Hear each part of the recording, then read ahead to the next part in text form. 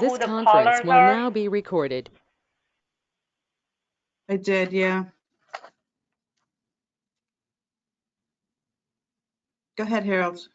Okay, I want to call this meeting and introduce us and get started on it. Good day, this is Harold Watson. Will someone give me a motion to open? You don't need it. I don't need it, fine, okay. Good day, this is Harold Watson, Committee Chairman of the Housatonic Greenway Complete Streets Subcommittee. Following coronavirus pandemic procedures, we are conducting this regular monthly meeting on gotomeetings.com on Wednesday, October 6th at 12 noon. The quorum for this meeting is 6. I will call on the following elected members to speak up as present. Karen Burke. Here. Karen. Here. I had to unmute. Tom Dillon. Here. Ellen Frank, I don't see. Christopher Green, I see. Here. Nils, I see. George Durham. Can't make it. You can't make it. Jennifer Sheldon. James Simon, I see. Myself, Present. I see myself and planning board member Sarah Graham. Alt member Brian Sturbis. Joseph Garrix. Karen Rodia and John Staley. We have enough for a quorum, I do believe. So let's move it forward. We also want to welcome Susmitha Atada, our town planner, Aileen Marsh, our recording secretary, and our special guest today, Rob Newton of BSC Group, who is going to give us an update on phase 1 and 2 of the Greenway. Harold, Yes, John ma'am. Casey also. Oh, sorry, I didn't see John. And also John Casey, our town engineer. Before I call the meeting to order, I'd like to remind everyone to raise their hand if they'd like to be recognized and wait to be recognized and called on each and every time throughout this meeting. If you are a guest and not a member, please hold your comments until we get to the comments section towards the end of the meeting, or if you can, type them into the chat. Please identify yourself by name each and every time you speak, as this is being recorded. The public is free to listen, but may speak only at the invitation of the chair. Please send a message over chat. With that said, I will call to order this regular monthly session of the Stratford Housatonic Greenway and Complete Streets Subcommittee of Planning. The first item on this agenda is our minutes from last. Will someone please give me a motion to accept them? So moved. I Thank second. you. And I see that Sarah joined us. Thank you, Sarah. If anybody else comes in, please let me know or let Aileen know so she can change. All in favor of our minutes? Aye. Anybody opposed? No? Okay, great. We're now going to move on. And my apologies, I don't seem to hear it is here. Sorry. We now get down to section 3 and section 4, which today I believe are going to be combined, given that we have a guest who has good knowledge that I'd like everybody to get to know.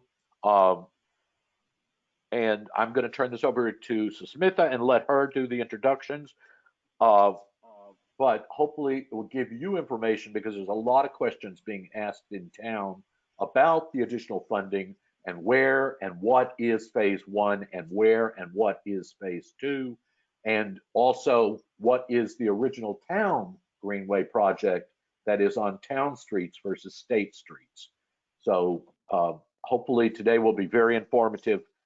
I'm going to try to still end this at our regular time. We're going to keep it under an hour if we can. So Susmitha, do you want to take over? Yes, thank you, Harold. As you know, Rob Newton with BSC Group is here today, so I would let him go first before I explained on my answers on the questions that you asked.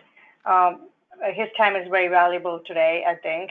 And I just wanted to give you a brief overview as to why Rob is here today.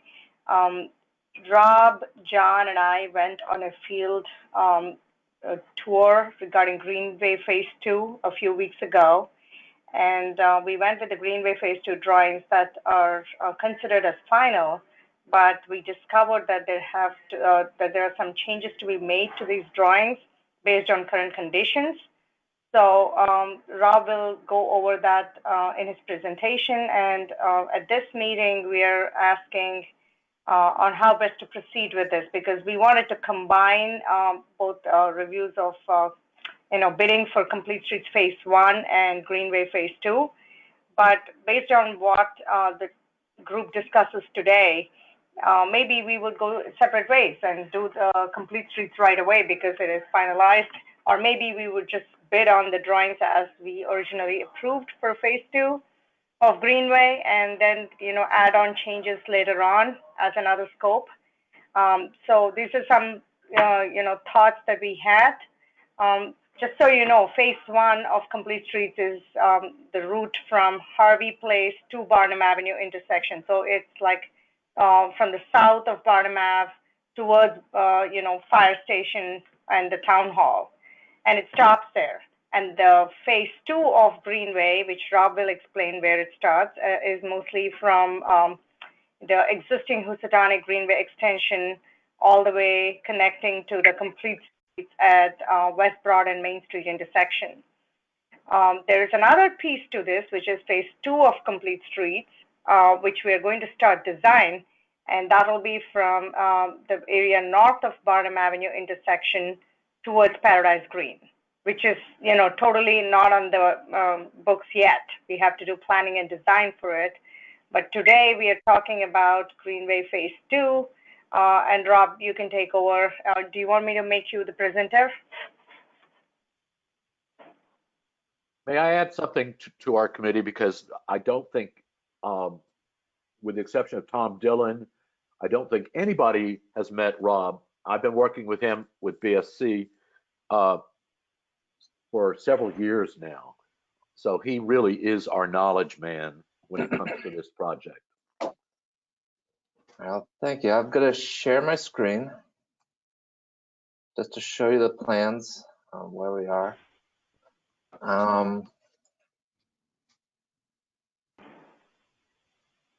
So John and Smithan and I met a couple weeks ago to walk the Greenway Extension project from Birdseye Extension all the way up and then crossing over to West Broad. I can kind of show you overall where we are headed with this portion of the project.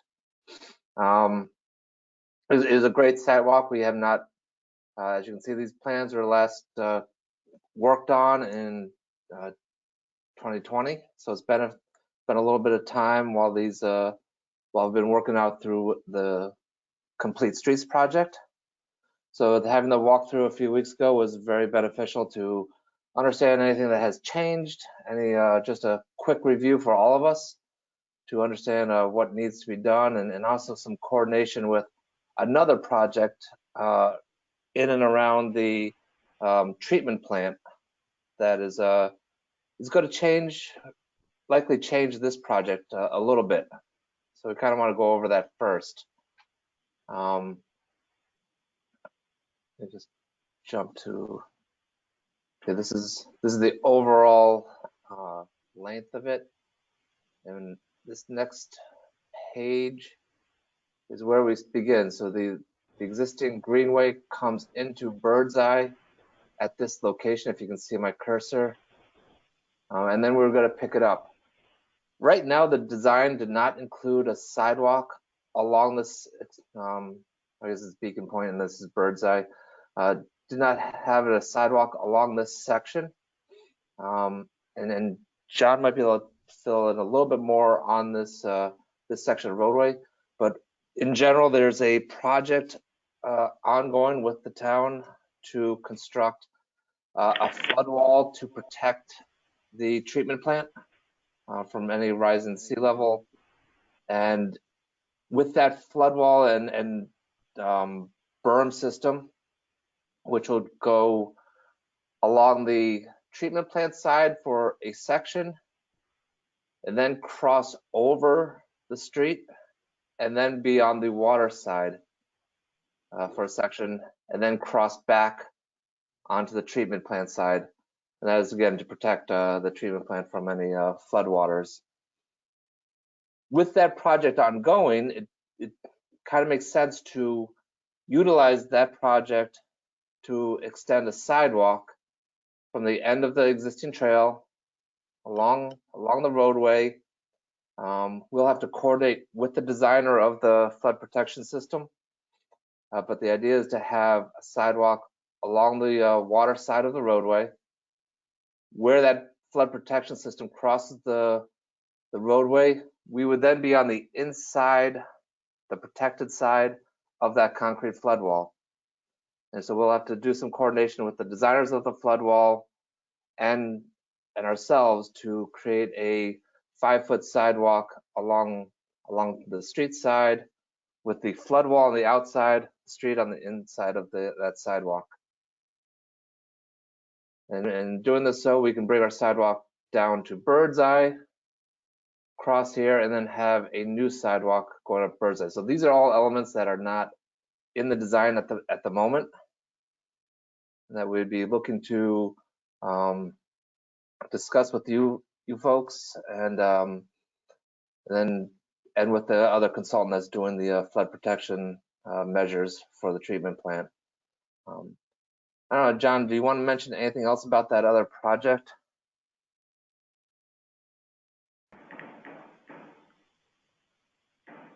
And I think you covered it. We did discuss also that the vegetation that's growing on the existing hurricane dike protection riprap, which is the face of the embankment facing the Birdseye boat ramp, Mhm. that vegetation would be removed. It has been. Well, it partly has been and partly has, and the other part we would take out as part of our project here.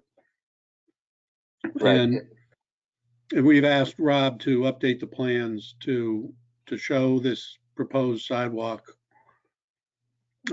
which would be, half of it will be built when we built our flood protection wall, and the other half we can incorporate into this project. I have a quick question. This is Karen Burke. Sure. Karen. May I ask, that little strip where that little boatyard is the sidewalk going to extend in front of that? And is that little boatyard going to exist? Is that a private boatyard? It's sort of across the street from the sewage plant and the driveway for the animal control. It's like on the Yes, that's privately owned, and we are proposing that we would put the sidewalk across the frontage of that property. So We, the of course, sidewalk have to leave them- will go in front.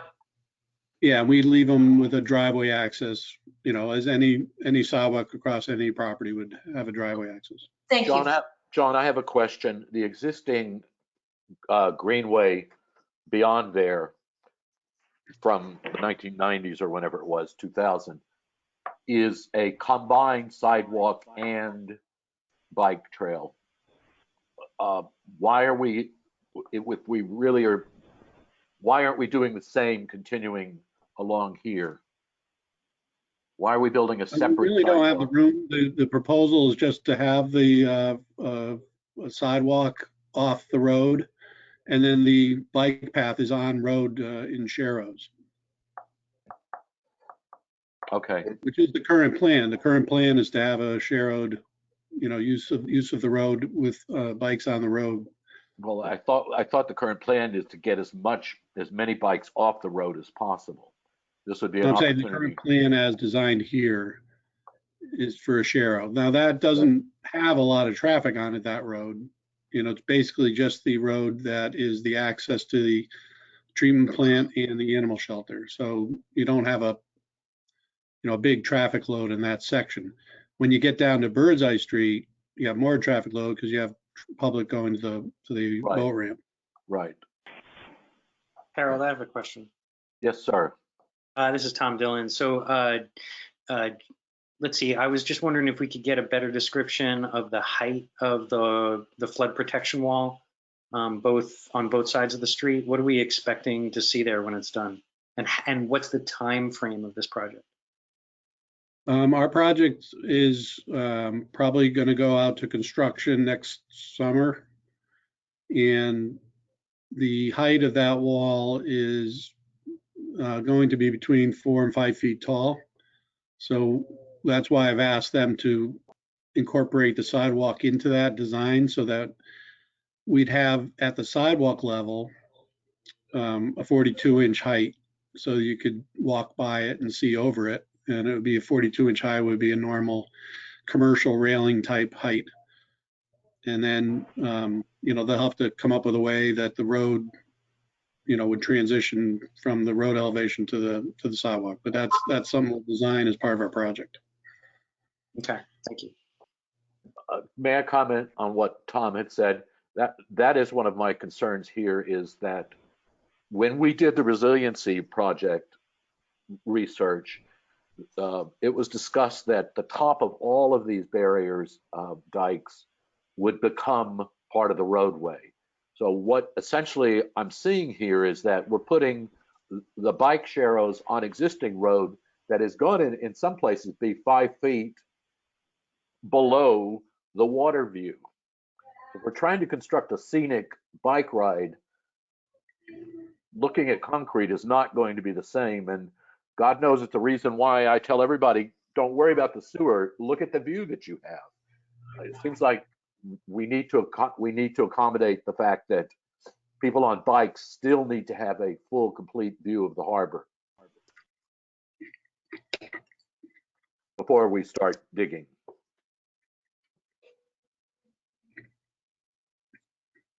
So that's not, a more difficult and more expensive attempt to try to raise the road up to that elevation. We are proposing walls rather than raising the entire roadway up to that elevation, because it's not really that practical to do that.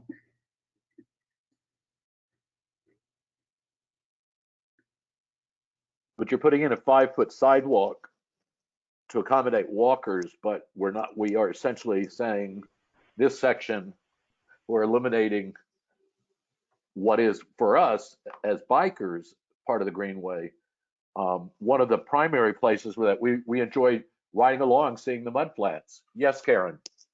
I'm not sure I'm understanding this, so forgive me, obviously not my expertise, so forgive me for asking something that may be very obvious. So it's a 5-foot wall.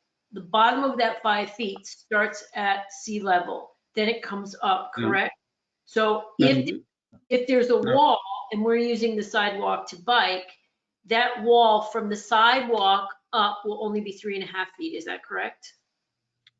No, the wall will probably be all 5 feet above the grade of the road.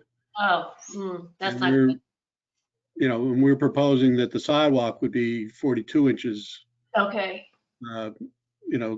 to the top of the railing. And for a safety issue, really, you need to have a railing. You can't have a fall off point, so either it's a railing, in this case, it has to be a solid wall because we're trying to get the water out. okay. So that whole area will be blocked. So I can take some of the pressure off, John. This is one of our most endangered locations in Stratford because of global warming. We are 2 or 3 years behind in getting this dike built. We barely made it through in Hurricane Sandy. The next big hurricane that comes could inundate our sewer system, which would affect all 50,000 residents. So this is something that has to be done. I just want to make sure that we don't end up at the bottom of the list in terms of the Greenway, that the best effort to support us can take place.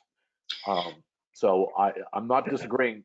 John understands why we need this dike here.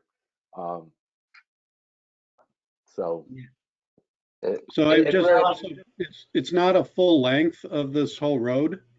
The dike is going to go, I can't see the station numbers, Rob, but It essentially starts at, I think, at this driveway, Well, further, probably station 4, maybe. maybe station 4. Yeah, that's Where where it we're jumping transitions over. across. So it'll be open up to that point, and then from station 4 over to, To about 7. yeah, about where that catch basin is. What's that? Yeah, 7. Yep, around 7. That would be the extent. So it's 300 feet where you'd have a wall, and on either side of that, you wouldn't have a wall, but you'd still have a sidewalk. But John, could you make this sidewalk 8 feet wide and then eliminate the churros on the street?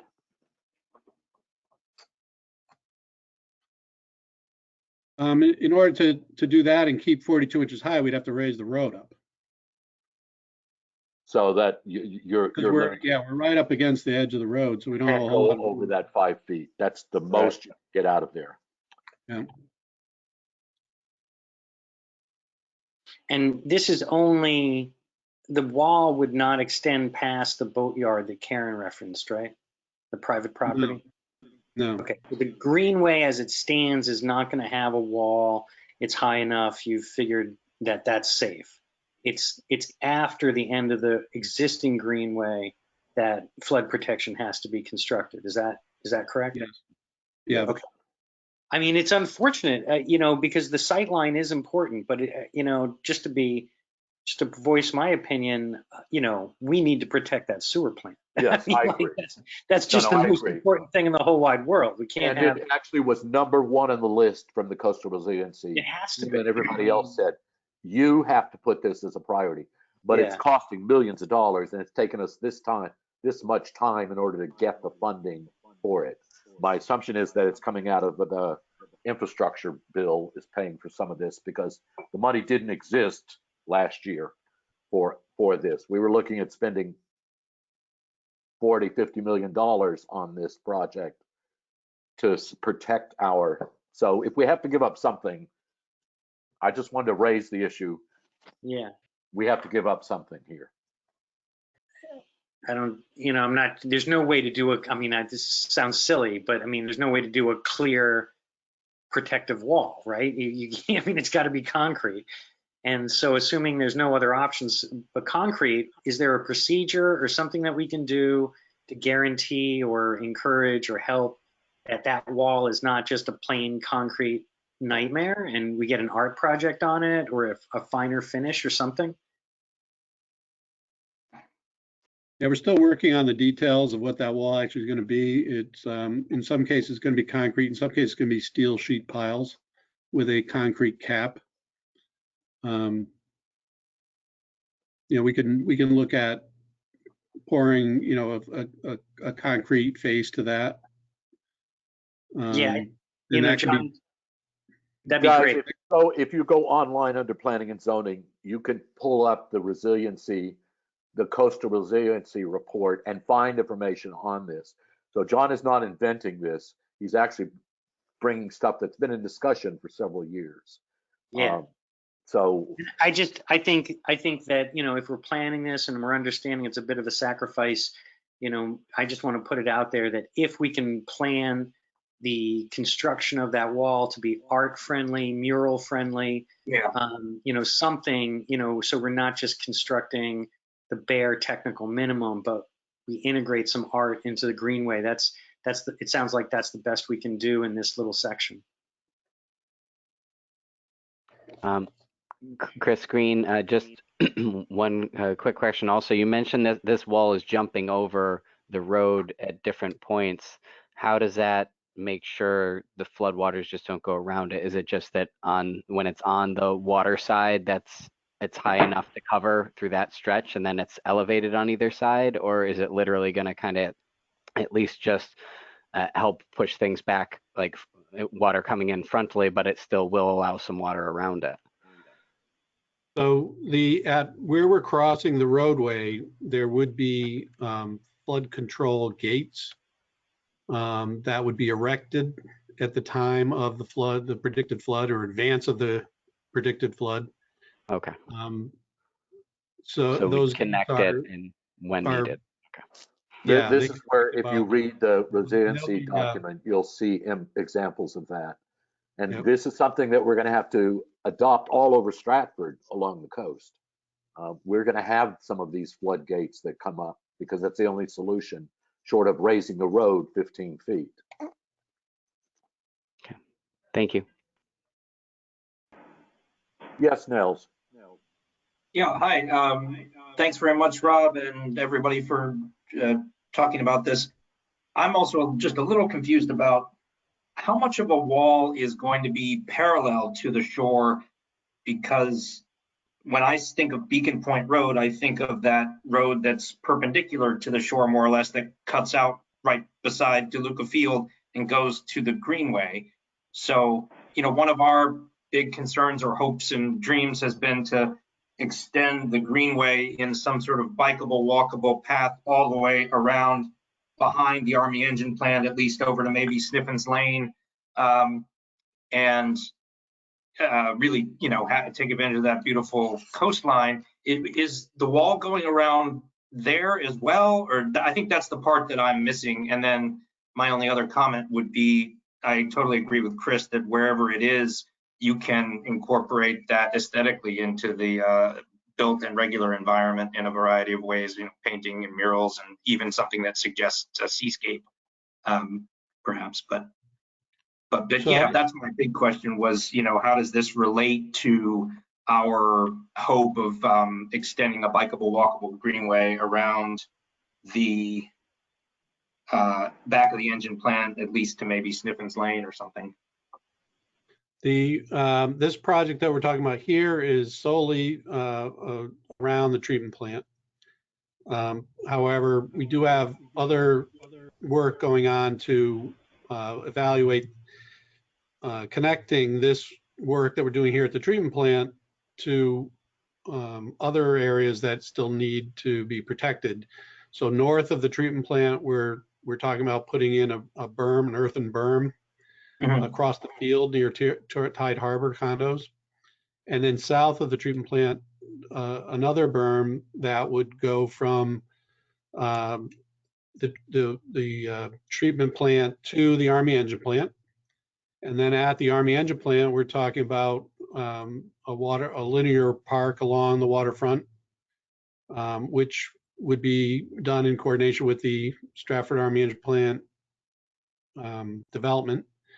And there's a study that's just going to be initiated soon to start to study that, and we'll have public informational meetings and public input during that process.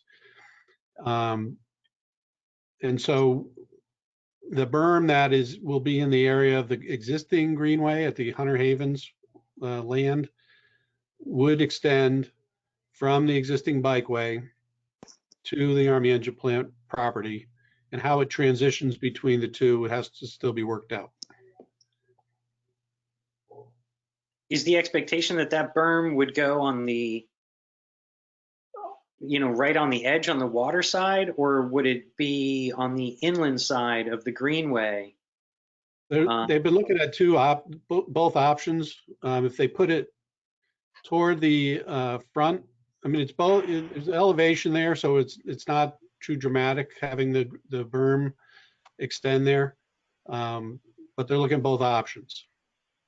Where it goes to the Army engine plant, it's going to at some point tie in to where the Army engine plant berm is, which would be near the water, and that low point would be bermed off. And would the berm be of sufficient size to get a walkway on top of it, or would you effectively be blocking the view? Now, so the idea is to not is to put the berm behind the greenway in general, but they do have it jumping in front of where the seating area is, and it's only 1 to 2 feet tall there, so it's not an obstruction.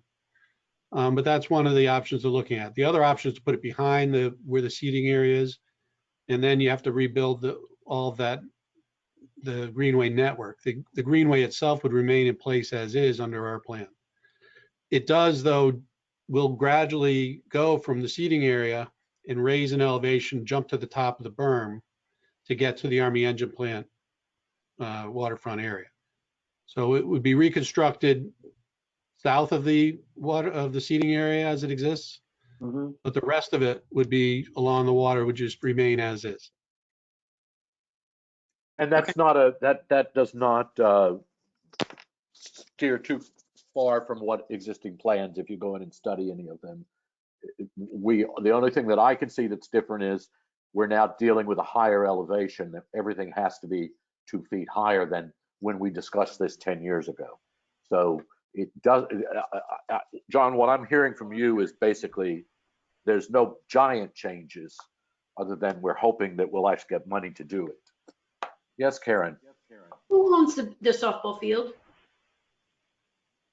The town of Stratford. Okay, thank you.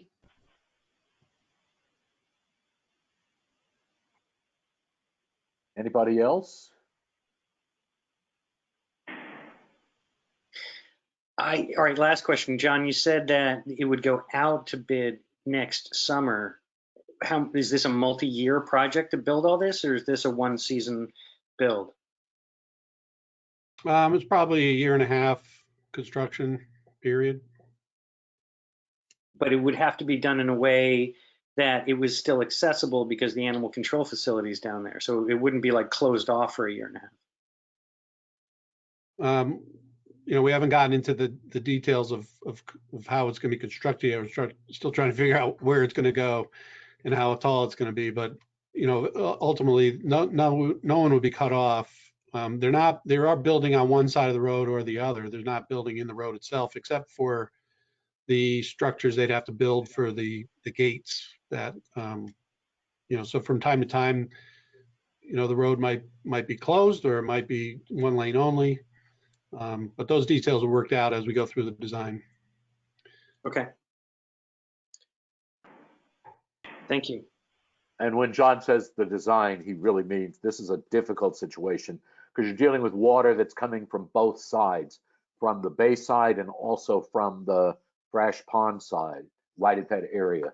So what is built and how it's built is really critical. It's an engineering problem that I wouldn't want to be responsible for, but it's really the future of Stratford in this is one of the most critical areas that we could have any work going on. So I don't, honestly, the Greenway will not rise above the other in terms of importance. That's just the way it's going to be, as much as we would like. But it won't, for now, it Harold? won't happen. Yes, sir. Ma'am. Since we're halfway through this meeting, do we want Rob to quickly go through the drawings first before we ask questions so that, you know, he Yes, covers but everything that he planned to cover tonight, this afternoon? Yes, but so Smith, I'd also love Rob to give us a summary of phase 1, phase 2, and phase 1 complete streets, phase 2 complete streets, and the town phase 2 or 3 or whatever it is before we get off. So if we could leave a little time, Rob, for you to give an overview of where those projects stand. Because the only thing we have is what's been reported in the local news of 6.4. And I think would love the committee to understand a little more what that is, if that's possible. Not just this project. Right. Go ahead. Sure. For just on a schedule standpoint, I can walk through some of the plan changes that we had discussed in our site walk for this phase of the Greenway extension. Relatively minor, and this is probably what we're looking at is probably the most significant changes we were looking at. I can briefly go through just sheet by sheet. Extending more sidewalk along Birdseye, some vegetation management within the right-of-way, a small section of sidewalk that we noticed that has deteriorated quite a bit along Elm here that we did not include in the original plans that we will include in the update.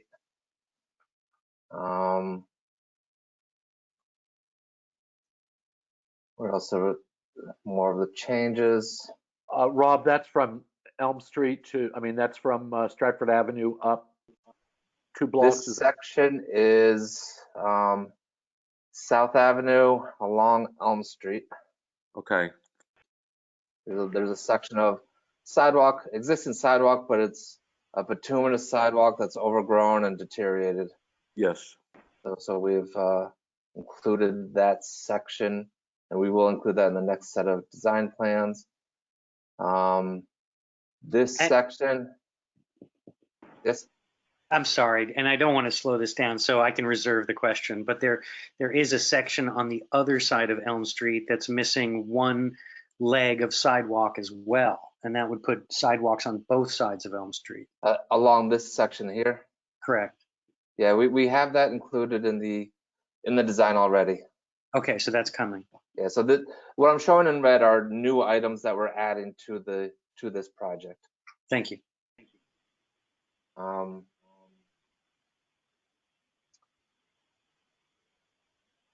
Okay, we're at Academy Hill Park area.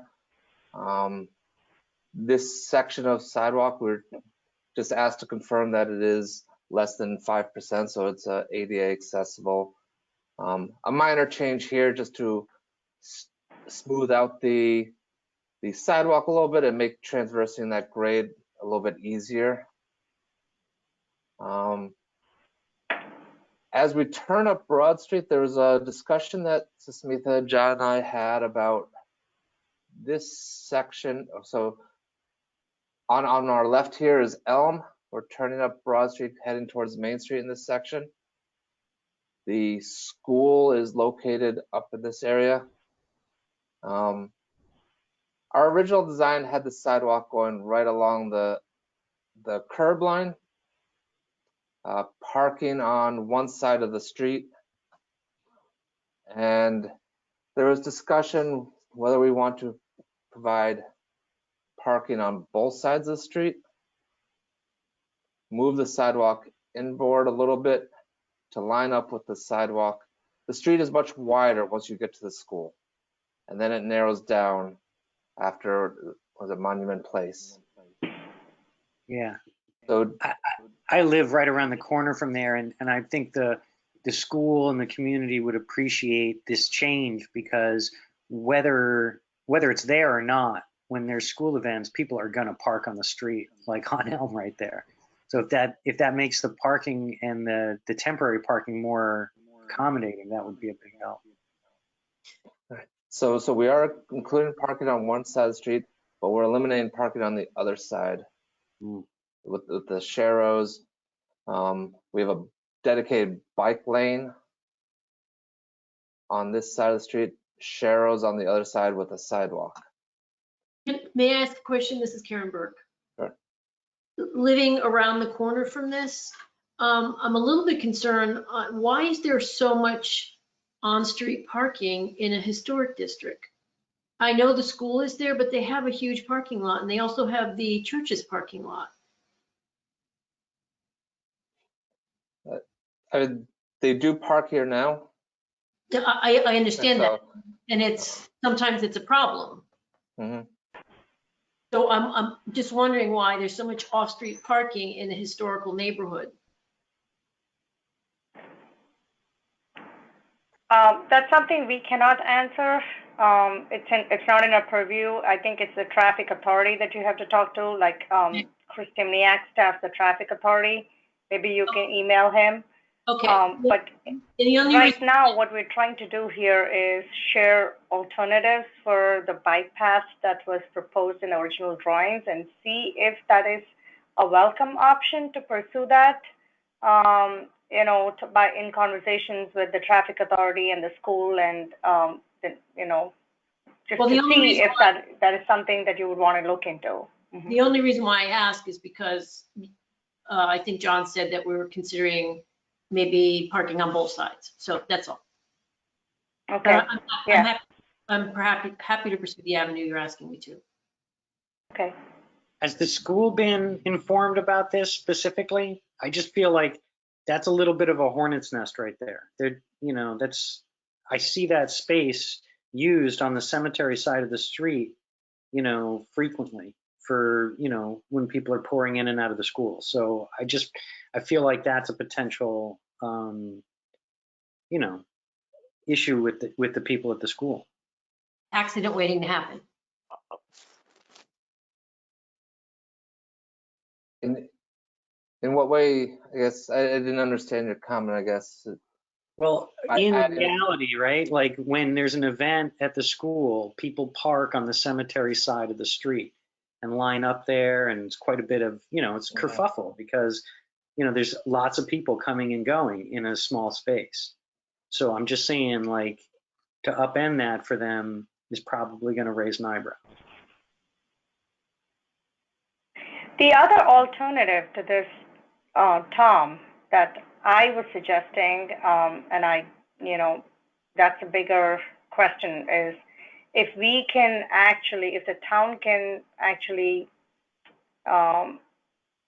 provide access to the bikeway on the cemetery side of the street, like in the interior of the cemetery, just take a little bit of that land and carve out a bike ped pathway, and then leave the parking as it is on the road.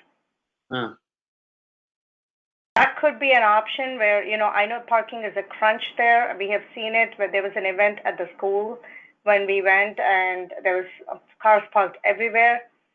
So I don't know. I mean, if the community is resistant to take away parking, I mean, that's something, I know there's people like Karen Burke who don't want to see any parking on street because it's a historic district. Whereas there's also, I'm sure the school would want parking there because of the events and the need for parking in that location. So the bigger question is, there is a town-owned property right next to this road, and is that, would it be acceptable to request an access easement through that to provide the bike ped pathway? And if that is an acceptable option, there are so many multiple layers of reviews involved. First of all, we have to talk to the town parks, and we have to talk to the school, and then we have to, if everybody's agreeable, it'll be put as part of an 8-24 review before the planning commission, and then they have to accept and recommend to the town council. So there's a big path forward if we have to go that route. May I make a comment? This was originally a town project. This was not a state. It was a project that we had gotten granted, and a lot of these issues were discussed. We discussed what kind of infringement upon Academy Hill, a historic property, can we make in terms of what intrusion we are bringing in with trails and sidewalks. A lot of this stuff that if we start tinkering with these, we're opening up those same discussions again, which, believe me, took several years of talking with all the parties involved. We're going to end up, I will tell you right now, we're going to end up in another 2 or 3 year discussion about what could we build. So my assumption is, my feeling is that the plans as built, as designed earlier, were the plans that came the closest to answering the questions that all the parties involved had come up with: transportation, public works, historic committees, local residents. Putting any kind of a bike trail down Elm Street is a difficult proposition. Getting people to buy into it. So I'm going to recommend that people be very cautious about now at this point starting to say, let's start playing around. I agree that down near Elm Street, down near Stratford Avenue, those missing sections need to be covered. But I'm going to ask people to be very cautious about quickly saying, let's make this change, because come to a planning meeting when this is discussed. I hear you, Howard, but let's come back to the start. This red line, represents a change that Susmita and Rob want to make that is not upturning the whole world, right? Is that the idea? That you just want to push the sidewalk in a little bit to line it up, and we don't have to go through a million tons of review to do that. Is that correct? It's a slight modification, moving the sidewalk off the edge of the road more into the property. There's a little bit of grade change in there. There's other elements, utility poles that we may have to work around. Rob, are there trees in that area? There are trees in that area as well. Because So those I think trees that's- were part of the request of where we ended up with was based on protecting those trees.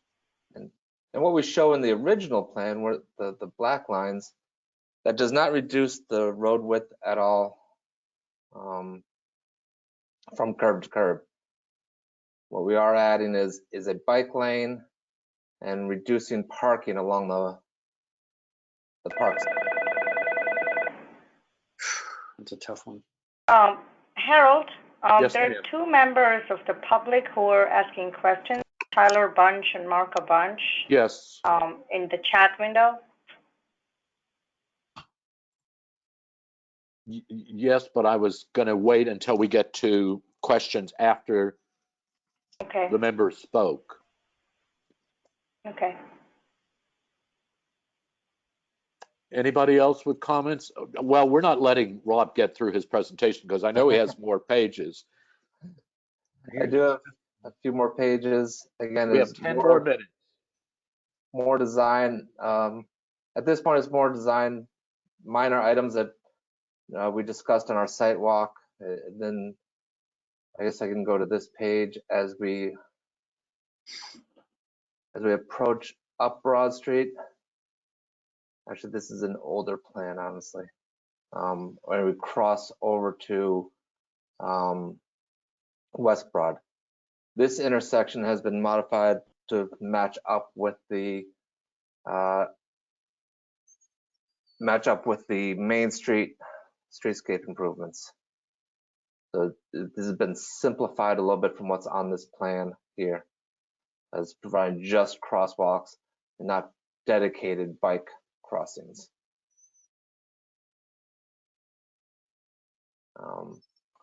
And as we go up West Broad Street to the end of this project, some minor vegetation removal areas. Talked about raising the grade here six or so inches just to create a more of a user-friendly bike path. This is the combined bike path and pedestrian walk going up West Broad Street to the Perry House, where we terminate our project. So again, these are just little tweaks that we had visualized as we were walking along to make some adjustments to these plans. Overall, when we get to the Main Street project, we have completed our design. We're making some final adjustments to the contract language of this project, and we are waiting final approval from DOT to put this out to bid. Rob, how much longer do you think it will take for that? I think we are very close to that. It's been a few months since they've had since we've addressed all their comments, and we were working with MetroCog on gaining those approvals with DOT. I'm going to put you on the spot. Can you give me a date, a timeline? I wish I could. We are at, we're trying to work with the DOT and push them along as much as we can. And MetroCog has been phenomenal in working closely with DOT and using their resources. But I can't give you a date. We're hoping to get this out to bid over the winter process so they can start construction right in the spring. That's the goal, and I don't see any reason why we can't follow through with that. But as far as giving you a hard date, I just don't know. Well, that's disappointing. I'm sorry to hear that. Well, I think there's a positive spin to it. We got the project approval letter from DOT recently. And, I just spoke to Devin Clark, our project administrator with MetroCog yesterday, and he said they're just waiting to finish up the bid documents to send to DOT. And then DOT has to review those drawings, of course, okay them, so we can proceed with bidding.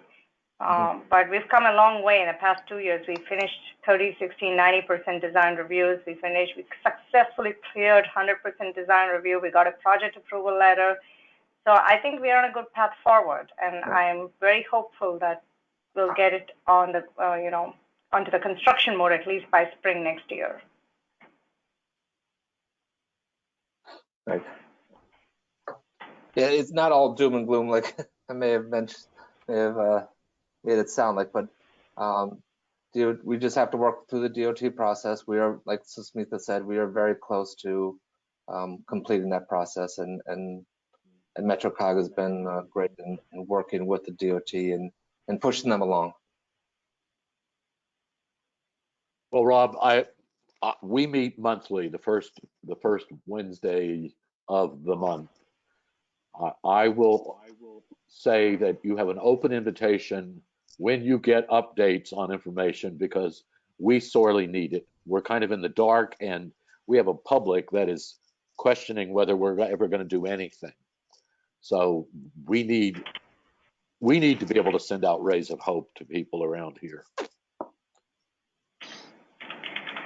So Harold, Absolutely. as you know, you're part of the design selection committee for the phase 2 design, and Rob is being selected for the phase 2 of Complete Streets, starting from Barnum Ave to the Paradise Green. So I think, right now we are trying to do, finish up the phase 1, whatever has to be sent to DOT. And then Devin said very quickly, we'll be starting that design process for phase 2.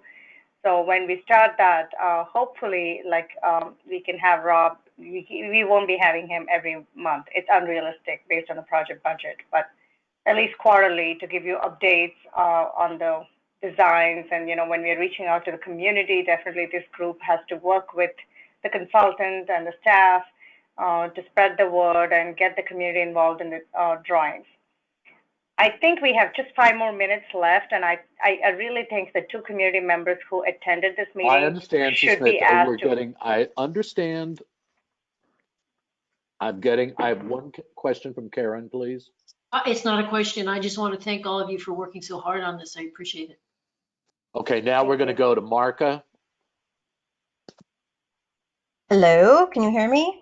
Yes, but we're really short on time, so be Well, very then I will be quick. Well, that's not really fair, but there's a lot of people that want to speak. There are people on by phone as well that I've been texting with. And I know my husband wants to say something about a specific part of this. Okay, so as far as the flooding issues, in my personal opinion, no, it's not personal, science says that more cement, more paving actually increases flooding. The idea, like just this past week when we've had so much rain, the thing that absorbs water is soil. It is not cement. And the idea of widening sidewalks and adding, I understand that some have to be replaced, totally get that, because they're a mess. But the idea of making the sidewalks where there was only nature, I'm not entirely sure what's going on across from the airport and the marshes. It's not a good thing to do as far as flooding is concerned. I think that we need to take everything into account when you talk about complete streets, not just human beings, but nature itself and climate change. I know that that's what protecting the water plant is about, but more cement is antithetical to flooding. And the idea that nature exists only for humans to enjoy and bike down is antithetical to a lot of nature lovers. I'd really like to throw that out there. I know Chris Green knows how strongly I feel about this. I'd like to pass this on to the next caller because I know that Tyler has something to say, Rachel has something to say. My other neighbors down the street were not able to call, and they have lots to say about this. Hi, Tyler Bunch, property owner at 1661 Elm Street. If you could return to slide number 6 and we can talk, you mentioned it a little bit earlier. I don't know if the town has gone into actual parcel exploration and simply looked at property lines and drawn lines. The footprint of this home has existed since 1899. Its proximity to the street has existed since 1899. Its proximity to the sidewalk changed when the sidewalk was put in. If you go and you look down the sidewalk north to south, you will see it makes a sharp easterly turn at our home because that is where our parcel goes. The curb against the street that the Guglielmanis before me put in is the edge of our property line. Now, if you want to straighten your sidewalk and widen your sidewalk and use eminent domain to do so, there exists the strong possibility you will be forcing our footprint of our home into code violation because of its proximity. You will definitely be forcing a safety issue by moving the sidewalk closer to our home, which I'm pretty certain you would have to use eminent domain to do so. As far as the degraded sidewalk next to us, that sidewalk has never existed.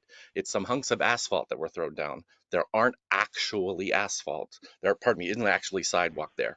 So if it exists within the purview of this design to continue as exists the eastwardly turn of the sidewalk and widen it toward the street as opposed to into our property, it would be greatly appreciated. Can that accommodation be made?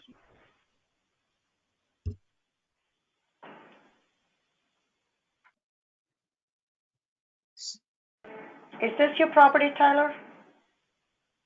That's the property on the corner. It's a house is a little bit older than ours. They're the ones that have never actually had a sidewalk. You'll see it's just kind of hunks of asphalt that are approximately 18 inches wide and broken up in places. Ours is the one next to it. 1661. It's the gravel driveway.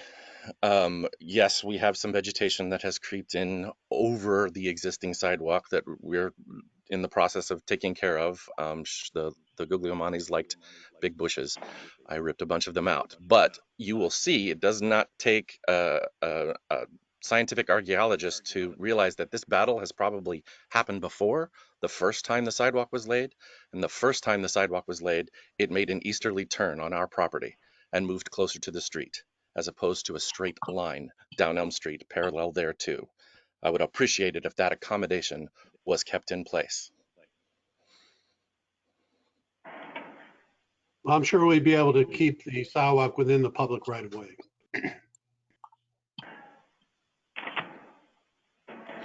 I appreciate the sort of side-handed public right-of-way. Having had a fire here approximately 5 years ago, I became intimately familiar with our parcel lines and where they are drawn because of how much we could increase the size of our porch. So I know where our parcel line is, and it is in line with the existing sidewalk.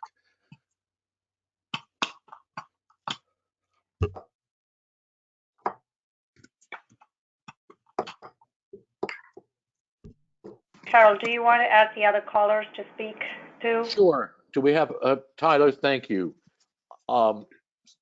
If you call Susmitha, I'm sure she can connect you with people that will be able to speak about your individual parcel. Who else do we have on the line? Hi, this is Rachel Rusnak. Can you hear me? Yes. Hi, good afternoon. Thank you.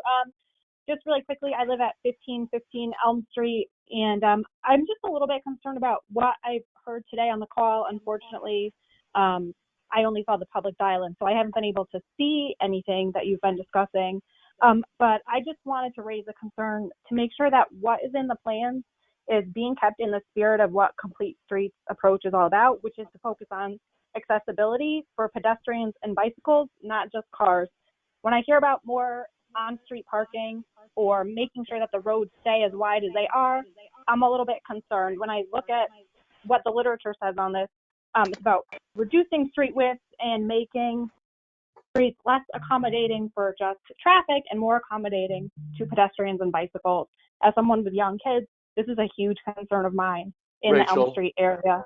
Is I it just want to Rachel? get that out there. Is it Rachel? Yes. Believe me, Yes. we are doing everything specifically in that way to make not just cars be the primary mover, but all forms of transportation. That's the very basis of Complete Streets. Perfect.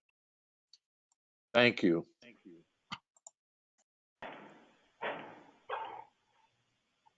Anybody else?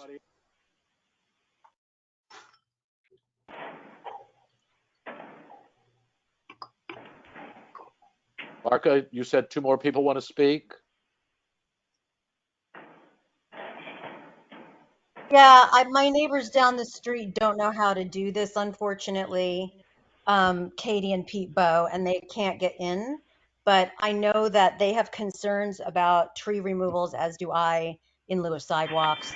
I saw on a couple of the slides that you're planning on taking out some trees, and I would really appreciate that when you do in the places that you are going to make new sidewalk areas, that you try to go around the trees and not make sidewalk. I know ADA compliance is 3 feet wide. It doesn't really have to be wider than that. I And looked it up, so. can I stop you there? We have spent so Mhm. many meetings discussing about protecting trees, wrapping sidewalks around them, doing everything. Yep, I this is my first time. I feel very assured that we have done the right thing when it comes to, particularly in the historic district, of making sure we protect any trees that have heritage.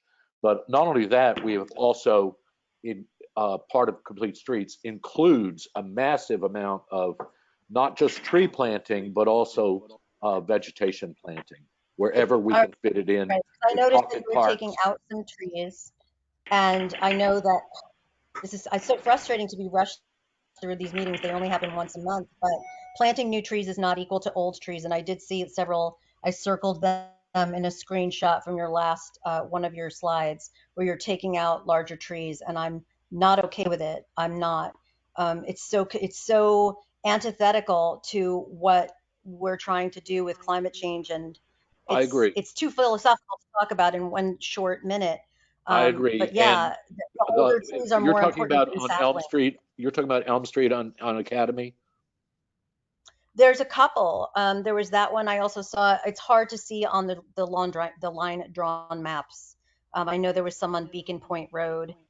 Well, the When in Beacon the Point first roads have slide. probably all already come down because of the necessity. Stratford could have no sewage system in the next storm. So that Right. that is going to be what it's going to be.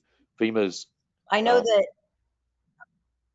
I'm just going to try and tie it up because I know you all probably want to get off of this call. we are 5 minutes In over. saying that, yeah, if it seems to me that this town looks for any excuse to remove a tree, and this is only one of them. And I know that you're tree friendly, but at the same time, Shakespeare property, they're using the excuse that it was the getting rid of the tree of heaven, when in fact it was just to have a vista, and it looks horrible over there. I know that's not your department, but it's very frustrating because people don't want trees removed, and yet they keep coming down. And this is yet to build sidewalks is the most ridiculous reason to remove a tree. Even if you're going to plant a sapling, it does not equal. It is not the same. And more I give up. I give up. I don't know Don't what to give say up. anymore. Keep I give speaking. up because I have no time to speak and express what I want to say. What I want to say is that flooding is caused by over pavement. When we had listen to me, Superstorm Sandy on Elm Street, the place that flooded was the street and the sidewalk. When it got to the soil and the grass, it was absorbed. The more paving you do, the more flooding you're going to have. The more trees you cut down, the more climate change will happen. It's death of a Listen, thousand cuts. I No understand. one listens. Harold, Go if I may go intervene.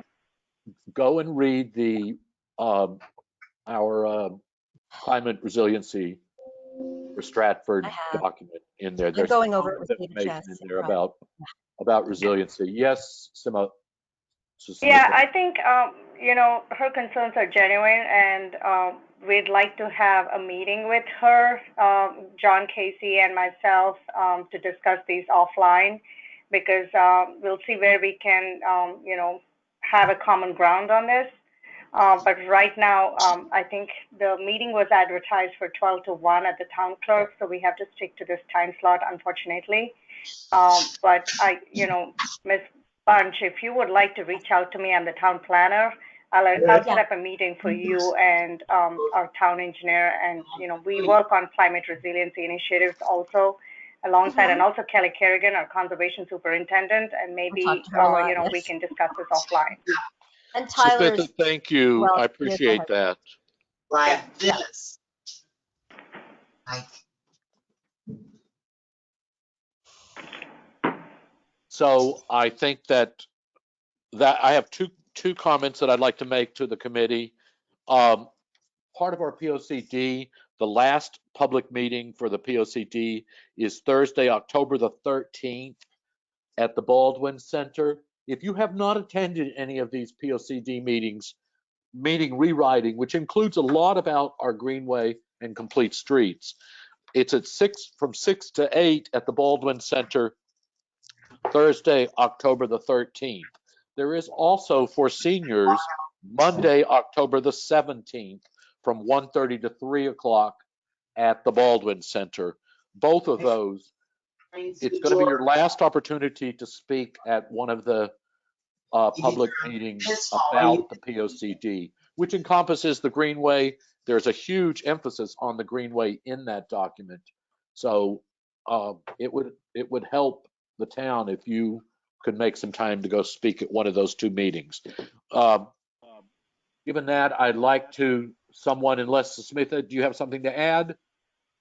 I just want to say that Jim Simmons texted asking if he wants to, if he can discuss the changes to the Greenway web pages today. Unfortunately, not the advertised time slot, and we are running over, and I know people have to get back to work. Yeah, so we are going to have to, we will delay have that to discuss until that the either next, at the next meeting or call in a special meeting, whatever you feel like. we will delay that to the next meeting, Mr. Smith, and then maybe you'll be able to respond to it by that time. Because we're still going. Can someone give me, Yeah. will someone give me a motion to close? Motion to close. See what it says on my message. Second it? Say. All in favor? I say that for Amanos through Time Machine Hobby. There used to be two models. One closed, one still open. Closed.